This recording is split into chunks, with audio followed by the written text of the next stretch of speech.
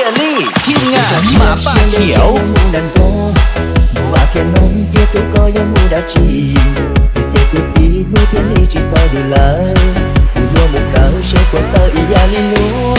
ยังอยากสันตาแค่ลี่เช่าเต็มยากันนะแค่มัวยืดสาตัวมีน้อยนักคนเดียวจัน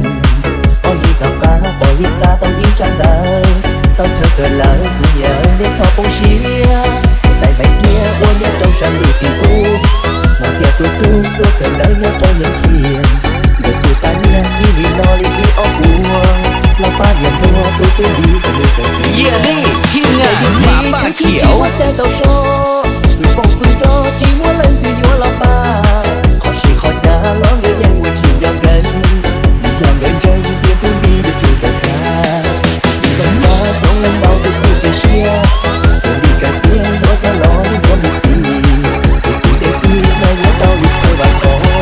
ตัวตัวตัวต่อต้องรู้ว่าดู You're listening to DJ Mika.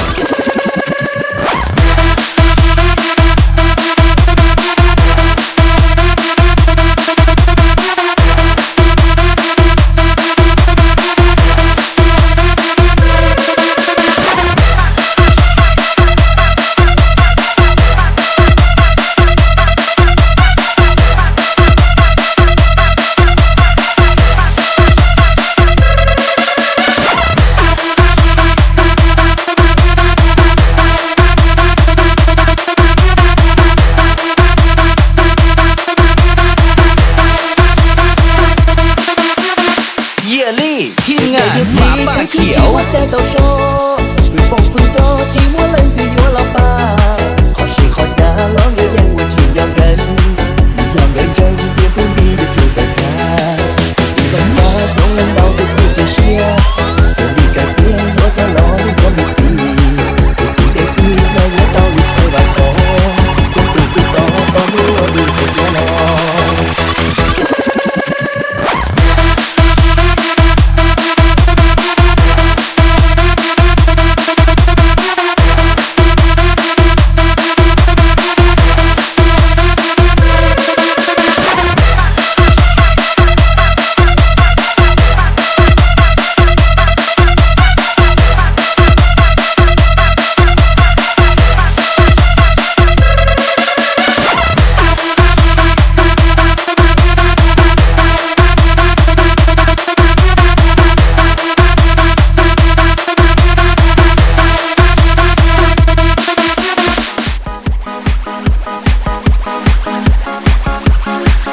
You're listening to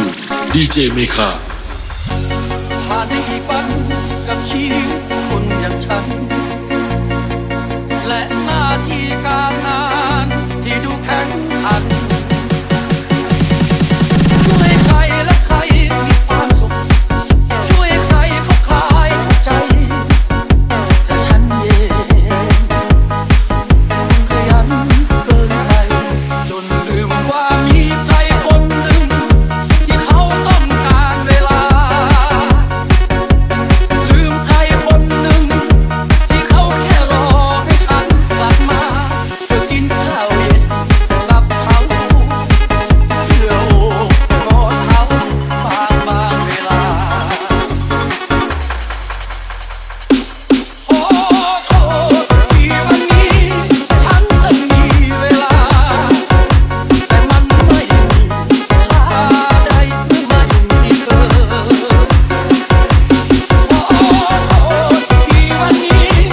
ฉันเพิ่งค้นเจอว่าเธอคือคนที่ฉันควรดูแลที่สุด You're listening to DJ Mika.